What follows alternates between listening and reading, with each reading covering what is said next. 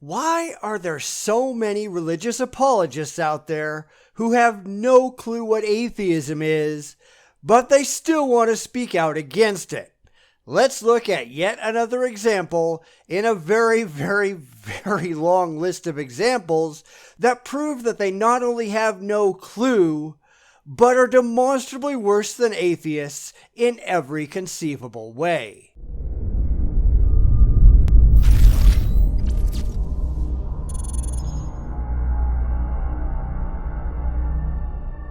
So, we have this video by 1 Minute Preacher who apparently isn't clear on how long 1 minute is, but he also wants us to think that he was once an atheist only by proving that his atheism was never rational or intellectual.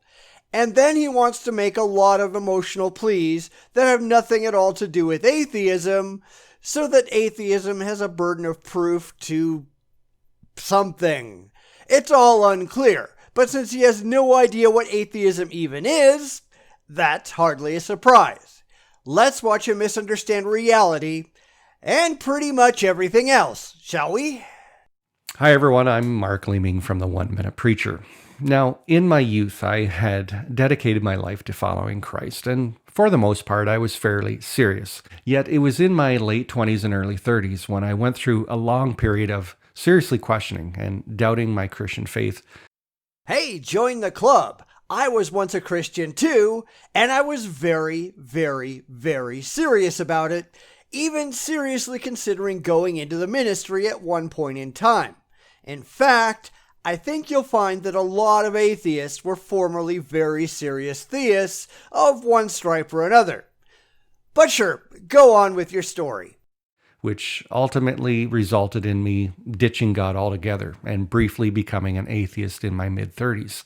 Now, I would have to ask you why you did that, and I know you're not going to explain it, but there seems to be two ways that things like this tend to happen, at least in my experience. First are the people who, like me, started to examine my religious beliefs rationally. I started looking at the evidence that actually exists, and when it became painfully obvious that no actual evidence existed for my religion, they then reject religion entirely because they've got no reason to take it seriously. And then there are people who, as I suspect our 1 Minute Preacher here was, who rejected religion for emotional reasons. Either life didn't seem fair or they lost someone important to them. There are many paths they could go down, but these people never really cared if their religious beliefs were true. They cared that they made them feel good. And when they don't, they take a little vacation and then they slink back to their indoctrination over a relatively short period of time. So let's see how my prediction goes. Now, when people find this out about me, they're generally interested in, well, how did that happen? Why would I become an atheist? And yet a few people, I think, ask a more interesting question. What made me come back? Your emotions, of course, because ultimately, that's all you care about. Feeling good about the things you stuff into your head without really caring if any of it is true. Because a rational atheist, an atheist that approached the entire thing from a critical and intellectual standpoint, would never go back. But hey, I'm just spitballing here. Go on with your tale. And my response is quite simple. I began to question atheism with the same intensity and passion as I had with my Christian faith. Then you don't have a clue what atheism is, and this is no surprise because lots of theists have no idea what atheism is at all. Atheism is the rejection of theistic claims because they cannot be intellectually supported. It is looking at the arguments of the religious and saying, I don't believe you. That's all it is. Now let's go watch him get it all wrong. You see, here's the thing. After becoming an atheist, I quickly realized that both the belief in God and the belief that he doesn't exist, well, they both have their knowledge gaps, their ethical dilemmas, their moral catch-22s, which at the end of the day, they all require some sort of leap of faith. No, they don't. Because atheism is just not believing in gods. There are no moral dilemmas because atheism in and of itself doesn't address morality. It is the answer to a single question, nothing more. And that's where the religious fail so badly, because they desperately want to make atheism into a religion, and it simply isn't. And this was very unsettling for me because I think, like the vast majority of atheists, especially your aggressive internet types, although I would have acknowledged that atheism didn't have all the answers, yet essentially all that did remain were a few T's that needed to be crossed and a few I's to be dotted. It was religion that had all the problems. And that's the truth, because it's religion that makes claims. Atheism makes none at all. We just don't find any credibility whatsoever in theistic claims, therefore we don't believe. There is nothing else to atheism. We have nothing to prove. We have nothing to support because we make no claims. And because we make no claims, we have no burden of proof. That's why the religious spent so much time crafting straw men of atheism, because they've got nothing worth saying and their opponents have nothing to prove. I only thought that way because I had only seriously questioned my Christian faith. I had never put my atheism under the same intense scrutiny. Why not? Because the only scrutiny you can put atheism under is to examine the claims of the religious to see if they can stand up to the damning light of reason. And we all know they don't. If the religious could prove that their gods were real in any objectively demonstrable fashion, there would be no atheists, because we'd all follow the evidence to its logical conclusion. Too bad they have no evidence, isn't it? So here's an example of what I'm talking about. Suppose a child is born with, say, cerebral palsy. The atheist would rightly ask, well, if the Christian God exists, who is supposed to be both good and loving, then answer that one, buddy. And it's an emotionally compelling argument with no easy rebuttals. But emotion doesn't matter. If either side is appealing to emotion, they're doing logic wrong. And in this particular example, atheists are questioning the unsupported and irrational arbitrary characteristics that the religious have traditionally assigned to their God, which simply do not stand up to rational evaluation in the real world. Because if their God had those characteristics, what we really see in the real world isn't what we'd expect to see, thus making the entire formulation for their God absurd on its face. That's why the religious have to rationalize their way around what we actually see to explain what they wish we saw. All that I can say is that while I don't know the why, I do know, though, that from a biblical point of view, that God loves that child no less than a healthy one.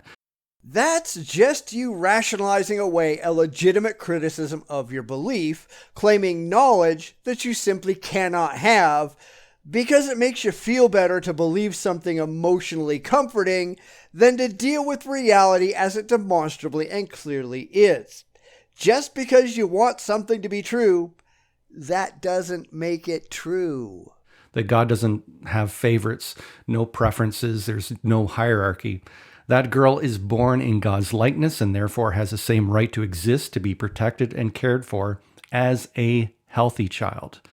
This is all just theistic spin. If any of that were actually true, if God had the power and the desire to make perfect and healthy children, then all children would be perfect and healthy. But because all children are not healthy, they have to try to explain it while avoiding the most rational explanation that we can come to, that their beliefs simply do not accurately reflect reality. It's a Judeo-Christian belief in the sanctity of all human life. Which again, doesn't make that belief true. And this is where the religious tend to have problems with irrationality, because they believe emotionally, not critically, not skeptically. They are interested in the reality of their beliefs, only the comfort thereof. After all, Jesus said that how you treat the least is how you treat him. Which is irrelevant because we've got no evidence whatsoever that the Jesus of the Bible ever existed, or said anything at all. Now, obviously, many would consider that not to be a very satisfactory response. It doesn't answer what we would consider to be the most important question of why. It isn't the why that matters so much as is that reason intellectually valid? One can believe all kinds of things for really terrible reasons. And for things that are believed for bad reasons, the why is irrelevant. Your happiness, your emotional state, none of that makes a damn bit of difference so far as whether or not your belief is factually correct.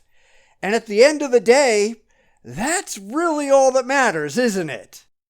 As a result, many simply leave it at that and assume that atheism is a better alternative. I don't know about atheism, but certainly skepticism is, which is how most people, at least in my experience, come to their atheism, because they actually care what is factually correct in the real world. Their emotions mean nothing. I know I've said this many times before, but it remains intellectually valid. The most emotionally comforting lie in the world is still a lie, and the most emotionally uncomfortable truth in the world is still the truth. How the truth makes you feel doesn't matter. That it's the truth does.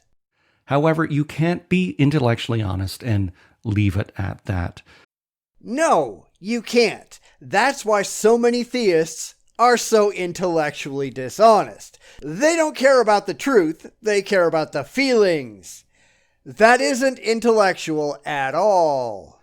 Because the suffering child, it's just not a moral dilemma for the Christian.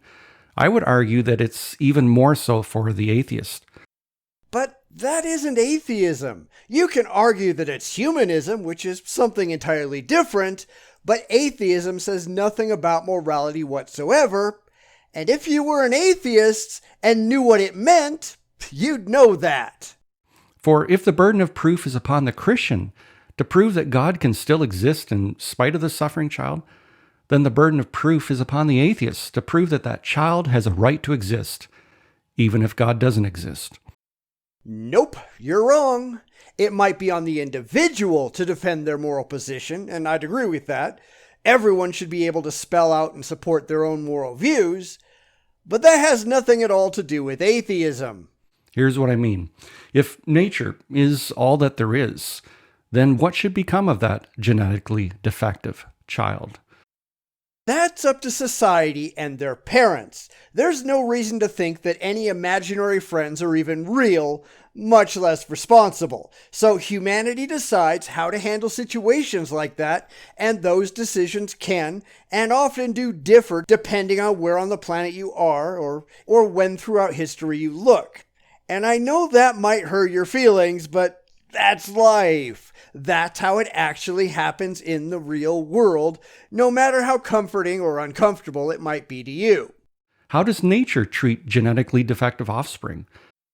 If just left to nature, they usually don't survive. Humans may or may not work to save them, again depending on the society that you're examining and the time period that you look at. There are plenty of cases where humanity simply doesn't have the technological know-how to save a badly deformed child, and you sure don't see your imaginary friend doing anything about it, do you? They die. Such is life. Get over it. Does that child have the same right to exist, to be protected and cared for as a healthy child? Well, since I don't think there's any such thing as a natural right to life, no. But then again, healthy children don't have a natural right to life either. These are all societal decisions. Sorry if that makes you feel bad. Like Jesus, does Mother Nature say that how you treat the most vulnerable is how you treat her? No, Mother Nature doesn't exist. Stop trying to anthropomorphize things. Clearly, this isn't the case in the natural world. Nature operates on a completely different value system. Nature doesn't operate on values. Humans operate on values. Sometimes you will agree with those values and sometimes you won't. But you can't really argue that your imaginary friend says X, therefore we all have to do X. That's not a rational viewpoint to hold. Mother Nature has clear preferences. healthy offspring. Infanticide, the killing of genetically defective offspring, is widespread throughout nature. Birds toss out the weak from the nest to die. The runt in a litter of pigs is ignored until it starves to death. Things die. I know that hurts your feelings, but that's how things work in the real world. So if humans are but a mere extension of the natural world, then who says we're to operate on a completely different value system from nature's? Nobody. We often do, but no one forces us to. But we often have the technological ability to save people that would, if left to their natural course, would simply die. Does it suck sometimes that the innocent die? Sure. It sucks that botfly larvae burrow into the eyes of children, rendering them blind. But that's still life. You'd have to rationalize your way around reality to get to an emotionally comforting religious position. You can't just explain why your God could have created botflies knowing full well what they do and is somehow still justified in doing so. Well, as I said at the beginning of this video, both the belief in God and the belief that he doesn't exist have their moral catch-22s, which at the end of the day require some sort of leap of faith. Except they don't. Because a realist like myself simply accepts reality as it is without appealing to emotion at all. I don't have to be made happy by reality. Reality is what is. I accept it that way. My feelings don't mean a damn thing. And I'm not sure why you think that yours do. This is a prime example of why the religious fail so miserably when it comes to their religious beliefs. They're not really concerned about reality. They want to feel good and therefore believe things that are completely intellectually invalid because the real world is a scary place that makes them feel sad. But that's a childish, immature way of looking at the world. It's something that children do, but not something that should be acceptable for adults. Coming to grips with the world as it is, that's part of the basic maturation process. It doesn't matter if you're happy. It doesn't matter if you're sad. What's true is true. What's real is real. Grow up and deal with it. Because if you don't, if you can't, then the problem isn't reality. It's you. It doesn't matter if you want to live in a world where people suffer. You do live in that world. It doesn't matter if you want to live in a world where people die terrible deaths. You do live in that world. And talking to yourself and pretending your imaginary friend is going to solve things, that's not actually addressing the world. It's hiding from it. And that makes you a bad person.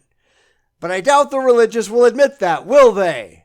And come to think of it, that makes them even worse.